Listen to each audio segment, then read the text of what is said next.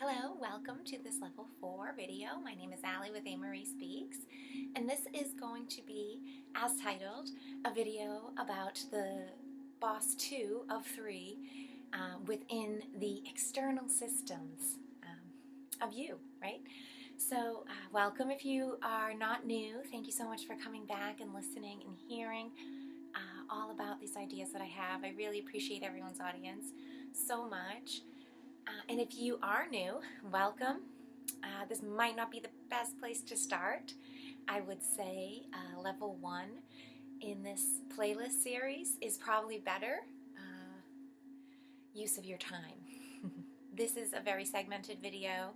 As I said, it's just highlighting 1/3 of this certain system or portion of a system that makes up you, each of us, the collective you, the individual. And so we've really narrowed our focus into a specific angle. And if you don't know the reasoning behind all of that and you haven't seen the other sections of the whole, those areas are definitely better to start at than here. But with that said, for those of us who are kind of in the process of the course and going along with things, you'll be familiar with the last video that I put out, which was 1 of 3, and I talked about the external system's inner boss and what that really means, and what kind of role that inner boss plays with all of these transactions, exchanges, interactions that happen from the external coming into your internal world. And that happens itself on 3 different layers, right?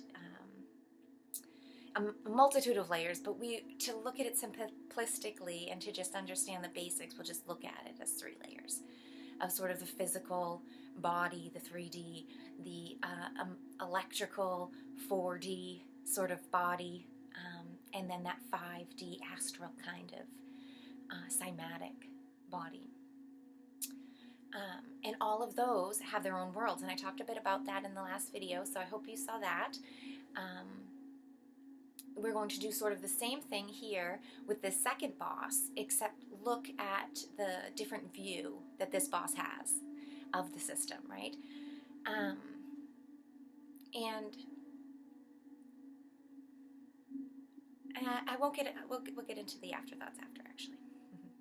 So this second boss I'm going to talk about will be the external system of you, the external boss of the external interactions, transactions, and exchanges that happen with the external world. So first and foremost, what does that really mean and what does that look like? Well, it means how and what are you putting out into the world around you, into the external world. What are your intentions behind the actions of putting it out? What are you doing when you're out there? And it also, in this world of the external boss, we have the divine reflection of all 3, and we have the inner calling back as well about what is that action you're doing out there? What does the retribution look like? What is the comeback? You know, what is the boomerang effect to the service that you're offering out? And also, what kind of truth and intention are you seeking out with? Remember, we're talking about the external system of a whole, which is you, or me, or any being, a human being.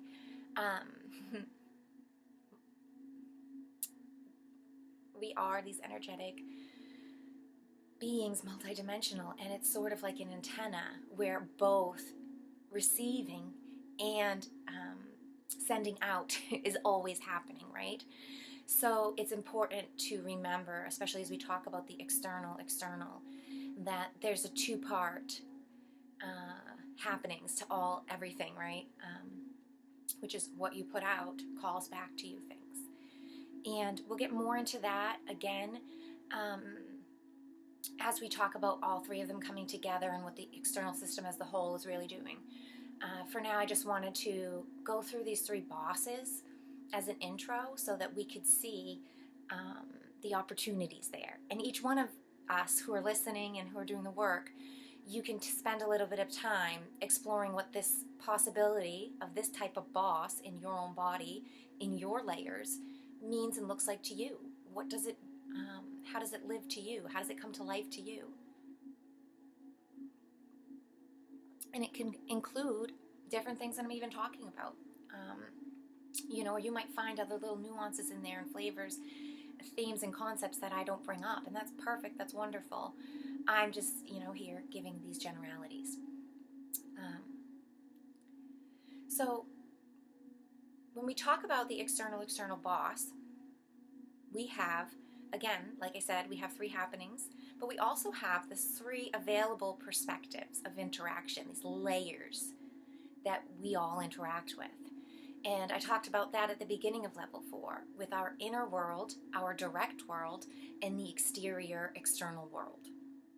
These 3 different layers of capable interactions and also of this sort of exterior presentation of realities that are outside of us, that operate without us, that are going on and living life as is out there in this sort of playscape, in this reality. How do we interact with those, and when? And do we ever interact with those? Those are the kind of conversations that I hope to inspire in those starter videos at the beginning of level 4, so that people could get a feel for what their world is, what their reality means to them, and see where their intentional power and their attention can really be focused and directed and be made to be impactful, you know? The inner world, of course, just for refreshers, right, is inside of each of us. And that has to do with, of course, the inner systems and the inner core, but every layer has its own inner world and own inner working, right? And in the external system, we have an inner world in there. That's just to do with ourself. No other being out there could ever know what your immune system is doing, your respiratory system, all these other things that they interact with the external other world, and they're bringing in nutrients and exchanges of molecules and stuff from the outside of you into your universe. But there's not another conscious being involved in it, right? There's organic life involved in it, there's infinite intelligence involved in it, but it's something different because only you know about it. This also, the inner world, has to do with thoughts and feelings, because anything that you would have to speak out or tell another is something that is part of your inner world, basically. And your direct world, furthermore, is right around you. Anything that you interact with is your direct world. And it doesn't have to be something you interact with on a daily basis. It's anything you've ever touched, any place you've ever really been, any person you've ever spoke to, any actual, tangible, physical experience that you've had. Another layer, any kind of astral, spiritual experience that you have had, any imagination space, intuitive kind of visualization things that you have had. Those that interact with the external world become part of your direct world.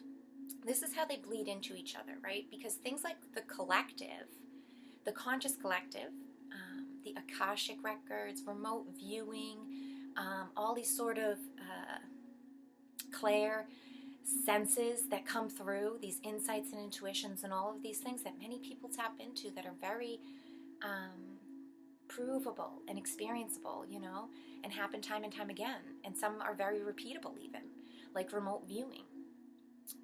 That is linking up into the 3rd level, this exterior, external, reflective.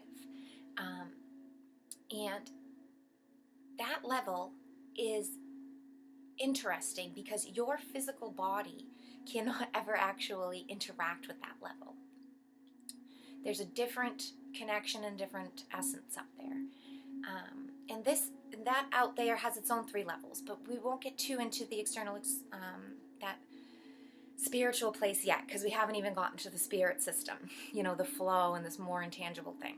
But just to understand that all interactions and exchanges in these systems that make up us are happening like on a multitude of all of these levels, and they bleed through each other and they communicate through with all of each other. So your direct world is any place that you've ever actually been to in real life, in memories and feelings that has to do with another person or another being or another entity, another type of consciousness, right? Other places and spaces. That's your direct world. And the external world, like I talked about, is this reflective area out there that we'll talk about later. But it's important to understand, especially when we're just talking about systems and our own personal system, right? That external reflective doesn't really have much to do with us. And for now, we could totally just say that we have no impact on that. And let's leave it at that. Don't pay any mind to it. We have plenty to do, plenty of work to do in balancing with just the inner and direct worlds. There's so much manipulation and so many carrots on sticks and rabbit holes and traps and snares and things out there meant to wrap us up, and let's not allow that, let's focus on our things like our direct world and our inner world. And when we look at the external system, right, it is so varied and numerous and always happening, and it's always capable to have any type of exchanges, all different types of exchanges with anything around you at all times, right? That there's plenty to build with. Now, for our external boss, right? The things, they see these three worlds, but let's just look at what it means in kind of plain language for a minute, right? Our external boss for our direct world manages how we interact with others. On the most part, that's the slice of the pie that most people are familiar with, and that especially with the manipulation of perspective, we have our focus really sort of only on this slice of the pie of how we interact with others. And that is really important, and it really is a symbiotic balancing act in itself. And it really matters what kind of intention you go into all interactions with other people. As small as these direct relationships that are close to you, and then social relationships that are slightly more distant, and then business casual relationships that have a different flavor to them, and then you have other types of relationships that even get even more casual and more distant and more infrequent, and then we have like sort of people you just bump into here and there, right? All of these different interactions is what the external boss is sort of handling and managing. And they work on obviously three layers. They have the body that they're managing, which is how you are interacting with people and with the external world. Your expressions and your movement and how you are holding yourself up and displaying yourself has to do with that body's portion of the external body. And there's tons of working just with that one section. And I'll give for just a little bit of people who would want to do some inner seeking work, there's awesome lectures and TED Talks and stuff. Maybe I'll throw some links in if I can find them from years ago, but I haven't seen them in a while. But I know I have them saved somewhere. About facial expressions, the very minute, subtle ways that we display our character through our face, and how certain thoughts and certain energies manifest in the physical body in a certain way, like confidence in having good posture, or having a crushed heart and a heavy load to carry, and having these bowed over shoulders, or having a real hunchback, not being able to speak your truth and stand up for yourself, and having a very weak jaw, and having a very double chin kind of low thing, whatever. Same thing if you're like stressed out and tension all the time, you might have like more of a clenched look and more of an intense look in your face because you're clenching your jaw without even noticing, or holding tension in your forehead. There's so many little tiny things that the body speaks to us and speaks to others out there too. and other people see it. And this external boss of the body really works with all of those kind of functions. So dive in there and you'll find out your little subtle things, and you can work on them. Exercise is wonderful for that. Little tiny daily structures, little corrective things. If you notice you're a huncher, or you notice that you have some kind of other posture issue, work on yourself to correct it. I've done those little small things all throughout my awakening, from having tension in my jaw and noticing I was always clenching my jaw, to learning how to relax it and have comfort in my face and ease in my neck, and I'd have tight shoulders. All of these things. When you take time to explore it and love that boss and love the work they do, and say, hey, I want to make us feel great. I don't want to feel all kind of like tensed up and anxiety ridden when I'm in interactions, when I go out of my comfort zone, or when I have to go to the store. And again, this different kind of work, different reactions, your body will speak to you in different ways, because there's those inner world reactions, there's those inner world trigger points that cause these kind of things. There's direct outer exterior world circumstances also, with different types of people that you meet, different places you go to. Maybe you feel forced to act a certain way or play a certain role, be more confident in front of certain people, or feel weak and defeated in front of others at your job perhaps. If it's a corporate hierarchy, that gets pushed on a lot, and you might present your body language in a different way. Becoming more aware of that, and then asking yourself, hey, what feels true to me, actually? What feels best and most comfortable for my body and for myself in these interactions, and finding that. I find undying, ever working, ever churning work in that area. And I will say, for me, daily exercise and walking and yoga and things are wonderful meditative practices for me to speak to that external body's boss. And I'm going to do some meditations and some homework on these things too. We'll have a couple of sort of those energy alchemy meditation videos that I do, that I will put out after I do the intro to these three bosses. The external boss, not only do we have the body to work with and what's happening, but there's those emotional electrical responses. There's the impulses of the mind boss, the inner workings, how you think about these things, how you present them, how honest are you with yourself and with others as you go through your service, as you become part of this and that, as you walk through this place and present yourself at this job or whatever you're doing, right? There's the mind in there. There's the interpretations, the firing off of all of these different things that are happening on all the levels, right? And that really is what the mind's external boss is all about. And if you get into speaking to that boss, you will find a telephone echo communication through all inner bosses into your inner core. And they all sing the same tune and in the same key. But there's nuances, again, because this external is externally focused. The attention of this boss is externally focused. Yeah, it's the inner boss, and it speaks with all the inner. It is organically negatively aligned. It is doing great balancing work for you as the self, as the creator, but also as great other. As long as you see it that way, of course, right?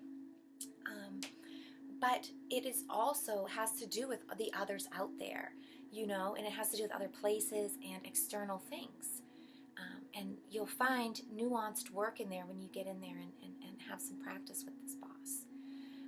And the third area, of course, is the spirit, the flow, the intermingling, and sort of that overall big picture that happens between the external body boss and the internal sort of mind boss, right? And again, this is a little bit more intangible. It's a little bit more harder to explain, but it really, it's so personal, and it has to do with the interactions and how we do this work, how we flow through it, or conversely, how we stagnate and how we hide things and how we hoard stuff. Again, it depends on your alignment. And when we get into looking at the system as an overall, after we've kind of dissected in these three parts, we'll get into polarity and how these all overall align. But for now, I'm kind of just speaking from this organic model, the positive systems. and hoping that bosses feel loved and workers are aligned and that we want the best for our highest good and stuff like that. All of those things that put us in the positive seeking, that as the main boss, we are aligning with that. So we would expect and hear the echo of that through the chain of all of the smaller portions and processes within. And with that said, the external spirit boss is really all about intention and what kind of things do you think you're going to get out of your service. Why are you giving service, and what do you expect as return for that service, and why? And conversely, what are you willing to offer others in retribution for their service? Are you willing to accept and receive service from others when you need service? Because sometimes we get stuck in this external model of service, and we just worry about what we're doing, how we're impacting out there, what can we give, especially when we look at this organic model where it's a positive outward flow, where we have a ton of fired up passion and purpose and energy that we want to give out, that we know we have a gift or talent to provide to community, and we want to offer out that because it makes us feel great when we do it, and others like seeing that. They like the production, they like that manifested gift of whatever we're doing, they like our service, and their positive receivership of our service powers us up. And that you have to follow back with openness to receive that love, openness to receive that gratitude, the receivership of the retribution of your service. And that happens when we have a beautiful positive alignment, because by the time the teredo has come around and you push out your positive service and you meet the marker of the equator, sort of, right, and the charge flips to negative, you're ready to pull in through the roots, to pull and draw in, just like a tree, just like organic life, just like the model shows is most beneficial. We soak it in through the root, through the base of our being, our external connections to Mother Earth, to this place, to the playscape, whatever reality you want to look at it as. You're drawing up nutrients and service retribution, energy and power in through your roots, and it comes in negatively aligned, and it's in the inner mind already. It speaks the same telephone tunnel as all inner systems, and it hands off beautifully to the inner core, that negative alignment of the inner core. The inner core takes it right in through all the higher centers and into the heart, and bam, it knows right where to go, and it takes it with open arms. No burden, no shame or guilt or worry about giving back or when, because you've already put in. You've already done the work, and it's open arm receivership that happens, and that creates a pay it forward momentum in your life and in your service, and it fills your inner cup, your eternal flame, whatever you want to call that. When we're really doing that work with honest transparency, even if we have hiccups, even if we hit catalysts, disruptions that cause a misbalance for a bit, if we work to correct it and balance through it, that's what this external spirit boss is doing. That's what the big picture is about. It's not about the day at the end of the every moment transactions. It's more about the end of the day overall look with this external spirit boss. And that really helps to keep the balancing, because you need to see the big picture, right, in order to be able to do balancing. You have to be the third party to the external body boss and to the external mind boss to actually be able to hold the space and see the two in for what their full value is, right? Because they play contrasting, balancing roles. They are opposites. And our external spirit boss holds space and witnesses that and interprets that for us. And it helps to make balancing corrections, if we allow it to, right? If there's open communication and we have a positive system in our overall whole. And I will speak quickly. If conversely we have bosses or bodies and consciousnesses that aren't allowed to speak, or that are restricted, we have these mind control, like, sort of blockades within us, things are muffled, things are distorted, and things won't flow as smoothly. It isn't an end-all be-all, and it's never an end-all be-all. There's always little amounts of space that we can create and things that we can shift around to find ease, to find a little bit more space, to then be able to do more work in and bring more light and more positivity into. But we have to be willing to make the space and listen to what needs to happen, figure out where these little kinks and malfunctions are at within the managers and the workers. You know, we can't just be that kind of boss who turns a blind eye. I mean, you can, but you know, as I've talked about and as we'll get into more, the retribution and the repercussions of that kind of service when we have negatively aligned Toritos that are focused on bringing in things and what they need out there and getting it. And they don't care about others. They don't care about the expenses. They don't care about that receivership, because what happens, you know, is the receive is about survival, and it doesn't have anything to do with others. You know, the top self is the person it cares about. The system cares about filling the self. It doesn't have that reflective conscience to care about others, because it's not even willing to put that free service out. So it doesn't believe that there's going to be service retribution to come after the fact, because it's not willing to even give anything freely. So it knows nothing will come freely to it, right? We'll get more into this when we talk about the big picture, and we'll compare alignments and see where these real distortions are at. But you can find them all on your own. We all find them all on our own. Nobody needs a video or any external piece of anything to figure out where in the chain of command of these bosses there's misinterpretation happening.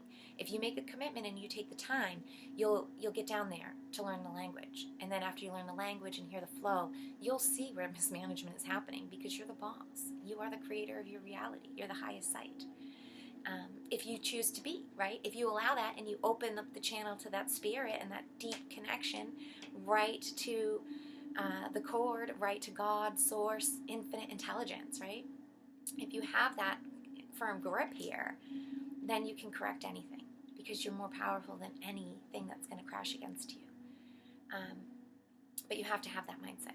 And if you're lacking that, if that isn't working, go back, inner core work, back down to level 1. Get into foundational truths and basic truths, and go find where the distortion in those truths is for you. Everybody has unique distortions of why we feel like something isn't right for us, why we feel like this isn't a truth, why we feel like we don't deserve something, why we feel like we aren't eternal, or why we feel limited or restricted in a certain sense. That's always where the answers lie. That's always where the keys are at. They're skeleton keys, and you just take them out of the inner core when they're given to you, and you go back, climb the chain of command outwards and outwards to whatever layer, wherever that block or lock was. You take that skeleton key and it fits in there. And then you get in there into that old room you haven't been in a while, and you do the work. You do the cleaning. You do the courageous stance against the monster that's in there. Whatever the case is, big or small. You know, it's within you, in your world. It is always smaller than you. You should never fear anything that's inside of you. And I think that's another distortion, fear tactic that they keep us really enslaved and chained into and scared of ourselves. It's such a mismanagement. But if you're feeling that way, and I felt that way myself, follow it back. Follow it to worth, and go and find your purpose and worth, and tap into that. And remember that, because there's no fear there. You can't feel an ounce of fear or worry or doubt when you get into that anchor and you know that you are on purpose with purpose, just like we all are. So yeah, I'm going to leave it there. This one went a little longer than intended, but there's so much to cover. So I hope that you have absorbed what you might, take what you like, and leave what you don't. As always, thank you so much for your audience. I appreciate everyone who watches my videos so much. Even people who, you know, have comments that they don't agree with. I love them. It's wonderful to always hear a variety of information. So thank you all for everything that you have to say. I always appreciate it. Love to hear it, and I will talk to you next time.